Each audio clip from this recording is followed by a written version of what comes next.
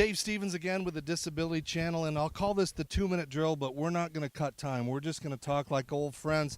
I'm with the legend, Broadcast Hall of Famer, Emmy winner, the mayor of Connecticut, the Swami. There's so many accolades for you, but I'll just call you Boomer. Chris Berman joining me, and welcome to this beautiful Travelers Championship. I only want one accolade from you. You call me that I'm your friend. All right. That's the only accolade I need. Cat Stevens over here. You know, I knew I made it at ESPN when I finally got a nickname, and now everybody's like, "Who is Cat Stevens?" And Oh, yeah, he's I know. like some He hasn't- Yusuf Yashraf or Yeah, something, right. but I don't know. But and by the way, I love being out here because they won't let me play in these tournaments because you know why, right? Because I have an amazing handicap. you know what? I never noticed. I've known you all these years. My vision is going. I'm old now, you know. Speaking of visions, when you started back in 1979, did you foresee what ESPN would come? Those four letters would end up being in the history and the culture of America. None of us did. See, I mean, I was 24, as you know, when I started. We didn't. I remember my dad saying, "This cable." See, we have to date ourselves. This cable TV, is this going to make it?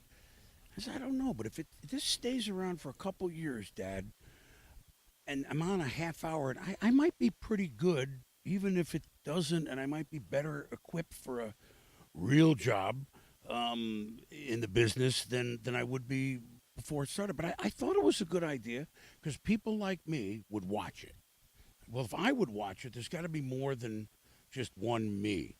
Now, did we know that cable TV and ESPN in 10 years from 1979 to, let's say, 1989 would go like that? No. Anybody that says they knew that? Lying. Not even the Swami could have predicted it, right? And what you see now on television, obviously vastly different. But you know, what are some of your best memories? I know we just recently lost, you know, one of the greatest receivers in the history of the NFL. You were there for that moment. What are some of the memories that still kind of cross your mind as you see things pass by? Well, and what you're talking about is Dwight Clark, who was a dear friend of mine. I was very close with him. Of all those guys on that 49er team, those 49ers, other than Eddie DeBartolo, he was my closest friend, and that ALS was under 2 years from when he told me he thought he had it to us saying goodbye to him, which, no, that's an eye-opener. I mean,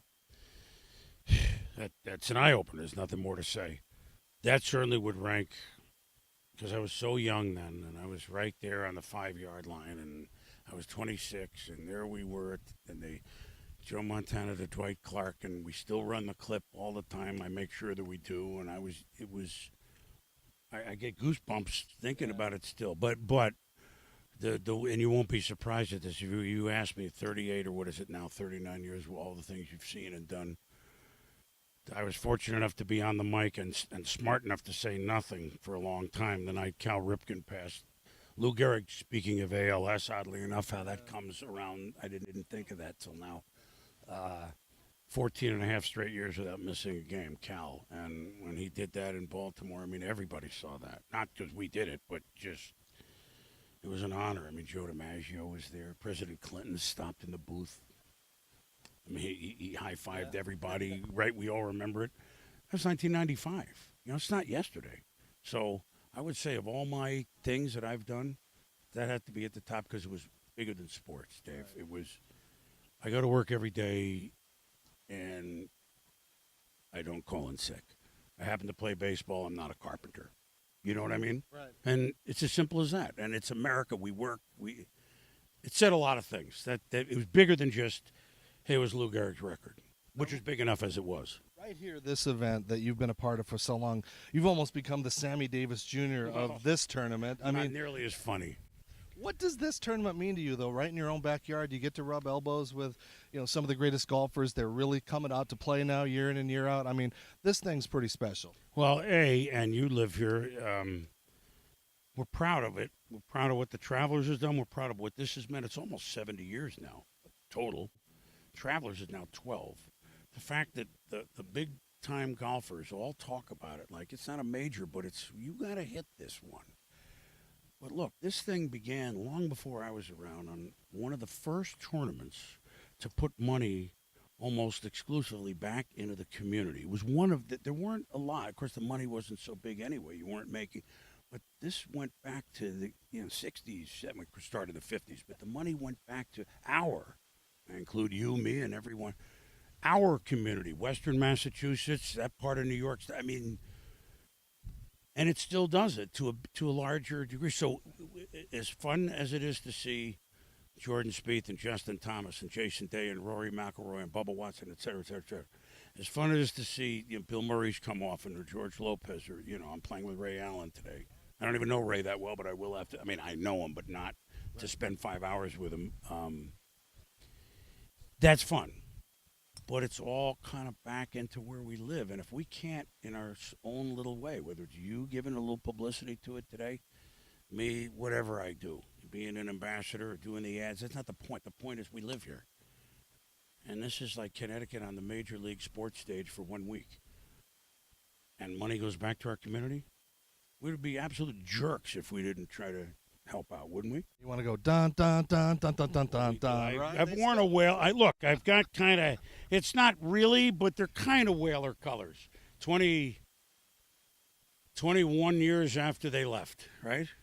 Hey, we can sing Brass Bonanza. We've survived too. I mean, you have been around. Everyone knows you. I mean, what I miss in the days as far as the nicknames, things like, there's none of that anymore. Where do you see TV and sports going in the future? It's still sports. I mean, we could say it's not the way, but the world has changed because you can get it on your phone. We used to see 3 football games on a Sunday in NFL primetime. You had to watch it, not because Tom Jackson and I did it. Although, if you asked what was the best professional thing you did, I would say that. Okay, not a one-timer. I mean, that was 19 years with Tommy. But wherever you lived, you got 3 games. You didn't see Seattle at Arizona. Well, it's 45-42. Give me 5 minutes on 2 not good teams. I mean, talking in the day. Oh, wow, this is great. Neil Lomax did that. Dave Craig. I mean, who's Steve Largent? Right. Well, you know what I mean? So things have changed, but in the end, it's still sports. And if we treat it that we understand that it's not brain surgery, and people still want to be entertained, and tell them what happened. You don't have to give an opinion all the time. Just give me the goods. Even if I read about it on my phone, now let me see it. So you still feel that people haven't seen what you're about to show them. And I think that our business is alive and well because the interest in sports knows no ceiling. And you need personality, though. Well, you don't need, no. Bob Lee's a different person than me. I have utmost respect for Bob. He and I go about our jobs a different way, but he goes about it the way he is as a person, and I go about it the way I am as a person. If you're on every day, you're also not acting. I'm kind of an upbeat that, but that's who I am. Bob is but that's who he is. So give it to me the best way you know how. And, it's like going to the grocery store, going down the vegetable aisle. Right? Not everybody likes the same vegetables. But you don't necessarily dislike the other vegetables. Does that make sense? I don't want asparagus. I just want the asparagus. Brussels sprouts is usually was the out. Now it's popular again. As we wrap it up, you're not dead yet, so I'm going to ask you what you would like on your tombstone. Like, how does Chris Berman want to be remembered overall? Like, okay, here's this dude. We saw him. He was loud. He made things. He did things. He was unlike anyone. But when they think about it, who was Chris Berman and what did he mean? He was a good guy. I know that. No. I'm not asking you to debate or verify. He was a good guy.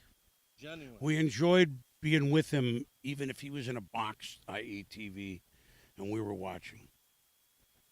If we don't start with that, then it would have to start with he was a good guy.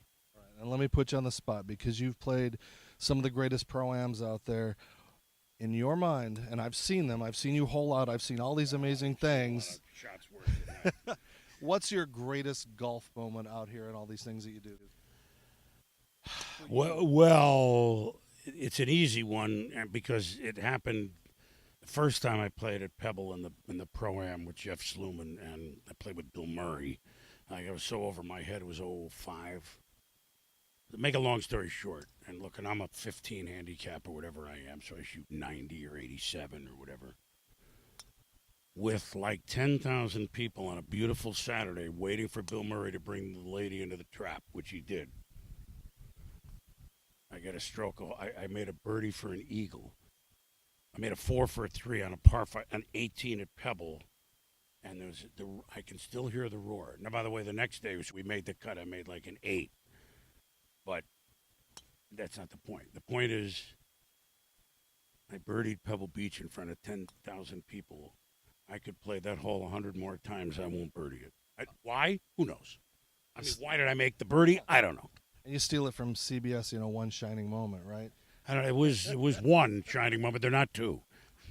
Well, it's been awesome to be with you, brother. Man, nice to see you. And what are you doing these days? Like, I know you're around Still everywhere. around. You'll see me.